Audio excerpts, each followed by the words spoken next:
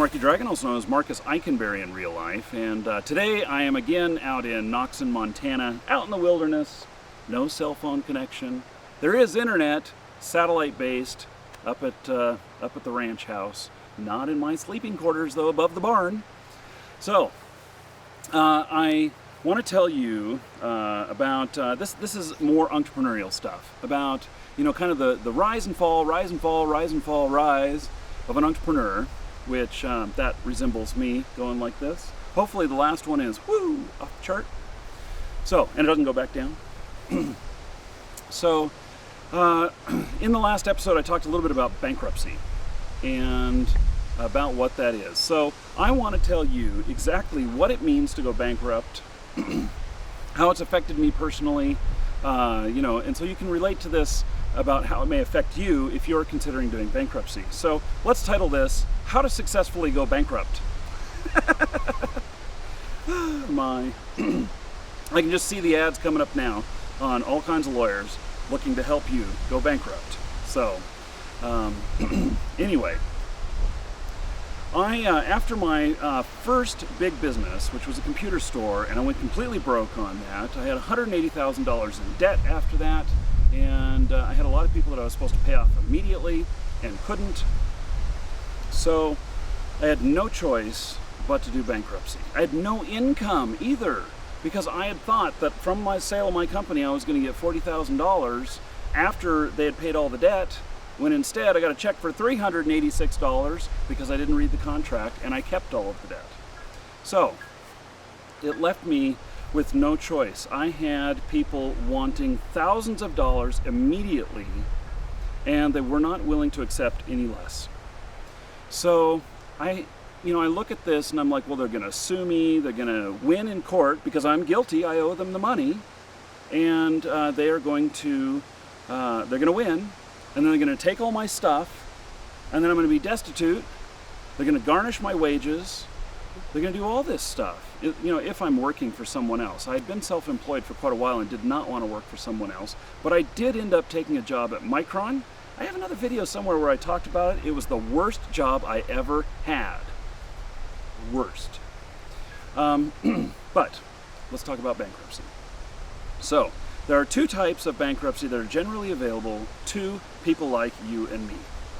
My bankruptcy was caused from bad business decisions. It wasn't just I just ran up a bunch of credit cards buying all kinds of crap and then decided I couldn't pay them off. And so there's two types. There's Chapter 7, which allows you to get rid of all of the debt all at once, including your house, but you also have to give up your house. And then there's Chapter 13.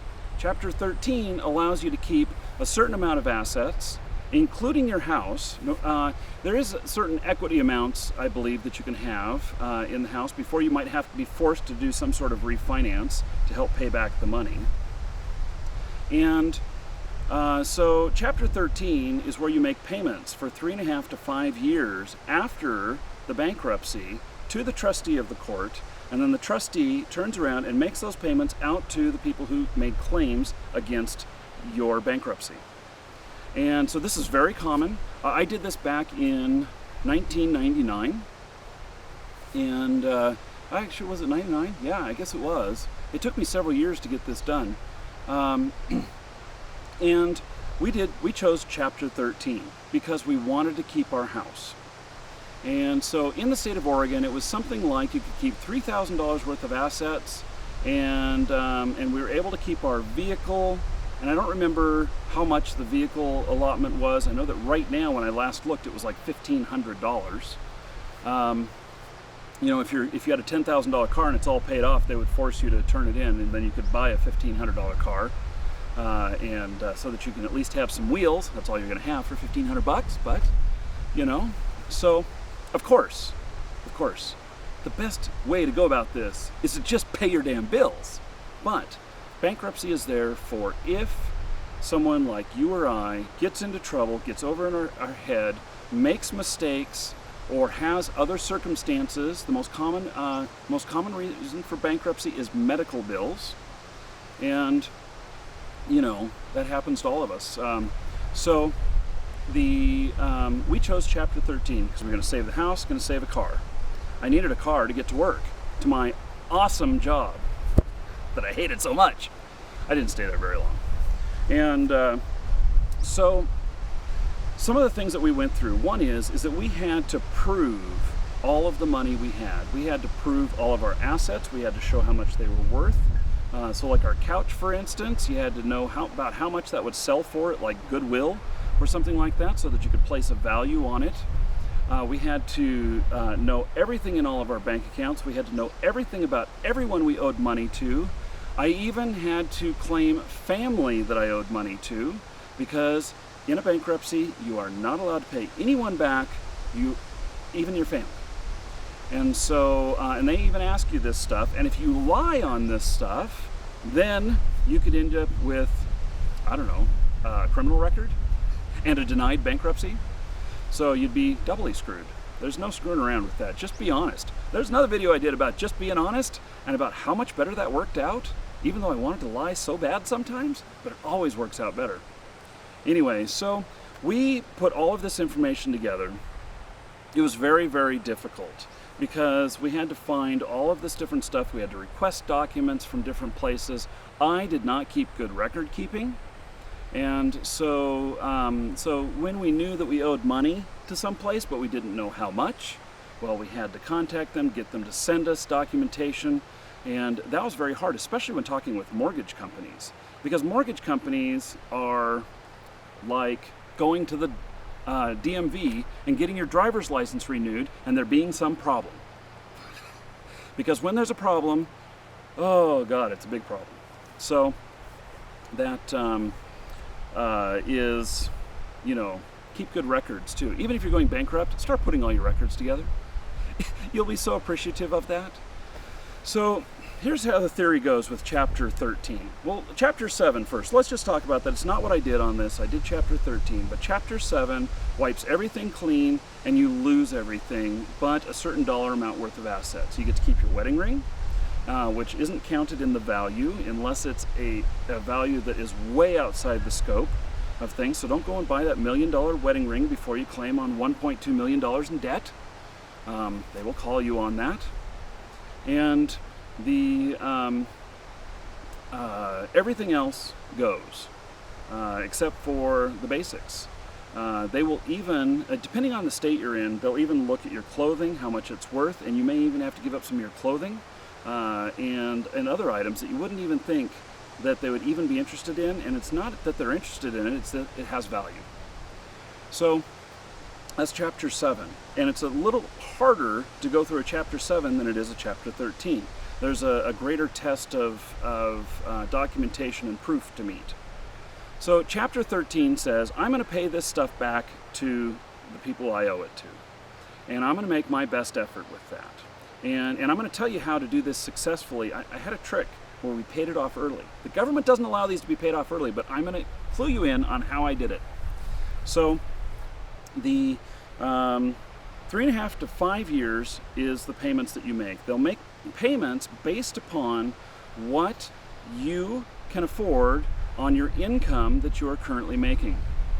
And so I think that my income was pretty low, because I seem to remember that my payments were like $500 a month or something like that. And you know, so if you think about the math on that, 5 years is how many months?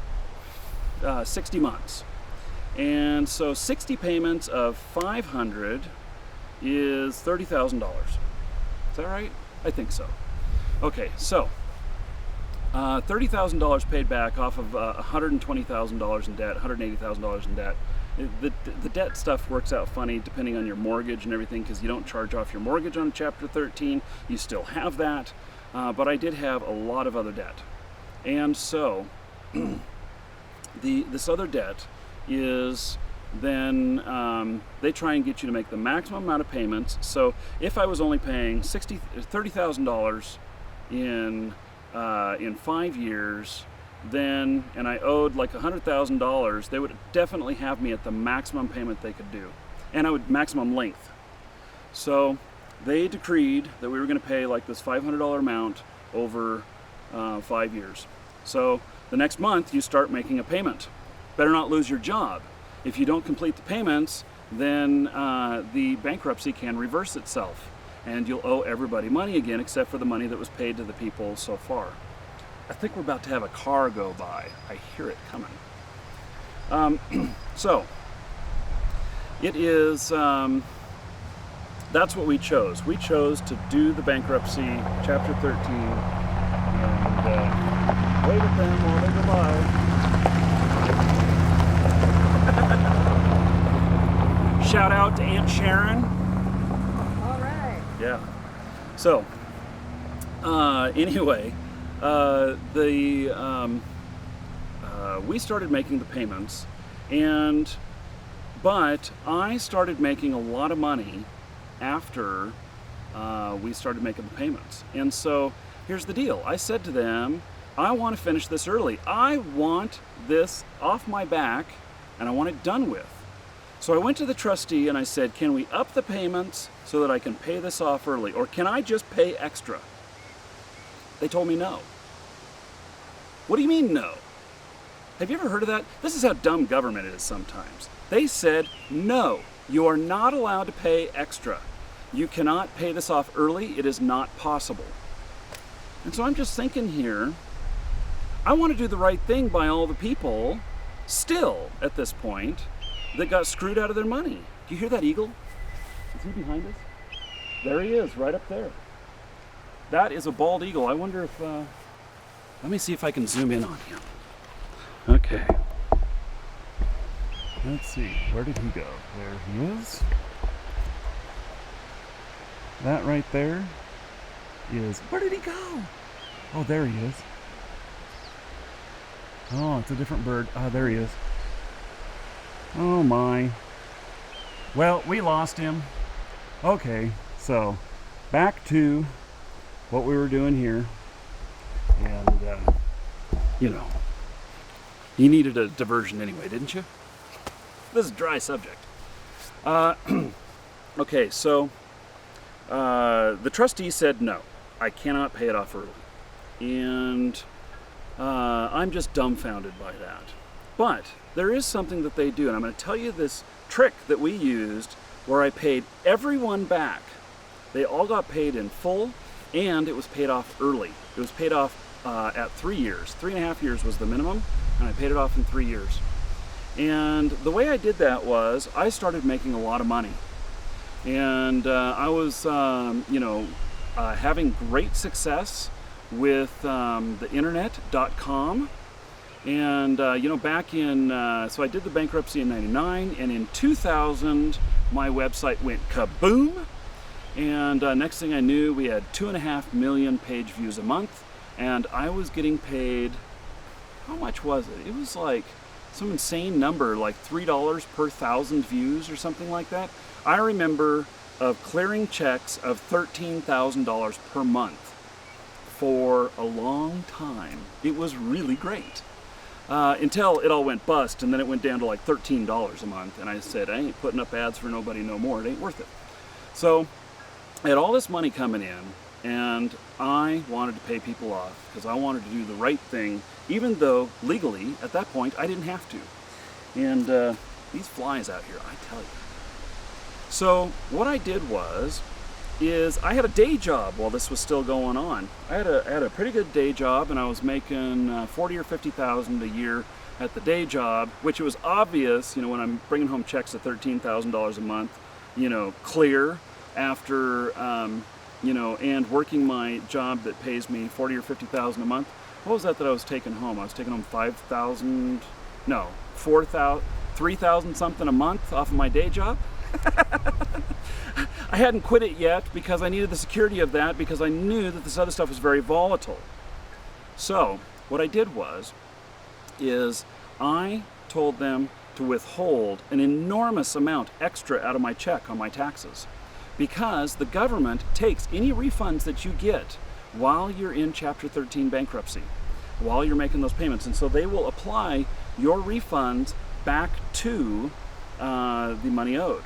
On the flip side, if you're really smart about it, you'll always leave it so that you owe a little bit of money while you're in bankruptcy and not getting anything back because they're going to take it anyway if you're looking to stiff everybody. Up to you. So it worked out that I had them pulling out like $40,000 a year for a couple of years while making the other payments, and I paid it off in 3 years. So the trustee at that point, when it was paid off, said, "That is the first time that has ever happened." And I thought, oh, okay. Well, just for myself, it is so important to me to make things right with people. And, even if it's my bad decision or someone else's decision affects me and it causes someone else to have a negative interaction with me, negative to their pocketbook or however, I always seek to make that right. And it's just because of who I am.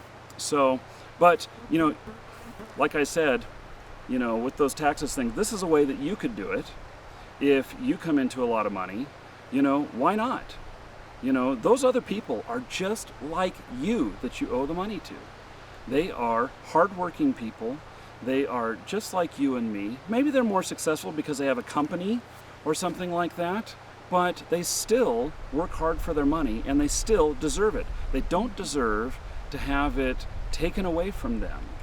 And in fact, I don't think that any of them were paid interest on top of it. But, if there was that, they would deserve it. The only other thought I have is that in doing a bankruptcy like this, it stays with you for a long time.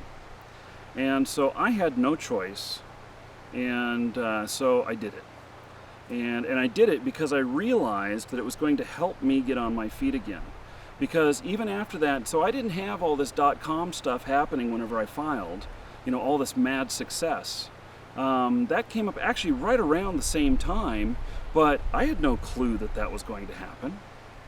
And if I had known that that was going to happen, then I would have been talking to everybody saying, hey, I'm going to have an extra $10,000 a month. I would have left a few thousand for myself for play money. I'm going to have $10,000 a month to dole out to everybody, and it's $120,000 that was owed or whatever. And so in a year, everyone will be paid off. But I didn't have that ability because I didn't know. And so it stays with you a very long time. Now, you hear that the bankruptcy will fall off of your record 7 to 10 years, something like that. And the fact, though, is that on your credit, it will stay with you for the rest of your life. And here's why. It won't appear on your credit report, but on loan applications and different applications, even work applications, it asks you, have you ever filed for bankruptcy or have you ever gone bankrupt? And if you're going to be honest, you have to answer yes. And when you answer yes, that has a negative impact on what they think of you in their evaluation of whether to give you a loan or to hire you or whatnot. And at this point, so I have to answer yes. Now, people will still loan you stuff. Because I know this, because afterwards, I got loans. But I didn't get them right away. In the first year afterwards, plan on paying cash only for everything. And if you have to do something like get a car, you are going to pay probably the maximum interest rate your state law allows. And you're going to be kind of screwed on that. You won't have any choice. And so you are not only, maybe you should have just paid the money back because you're going to be paying it later anyway. I don't know, just a way of looking at it. So I hope this helps you. If you're doing bankruptcy yourself, I can't really advise you on where to go. I'm sure that there's plenty of ads showing up on the video here of places to start. And you can, or just Google bankruptcy. Or there are free services in every city for helping people with bankruptcy. Now, you got to notice the difference. Ask if they are non-profit. Because if they're non-profit, then they are there to help you. If they are for-profit, then they may very well be there to make money off of you. And, your lawyer should make money off you when you hire them to help you through the bankruptcy. But at the same time, there's a lot of other companies out there that'll play on your needs and get you to pay up money, and I've heard of other horror stories with that. So make sure that you get referrals of places that you're thinking of working with. Ask your friends. Don't be embarrassed. Bankruptcy happens. Ask your friends, who do you recommend for, that, have any of you ever done bankruptcy? And then ask them who they went through in their experience, because if they had a good experience and they live in the same town as you, then maybe you should use the same people as them. Just saying. I'm Marky Dragon. Take care.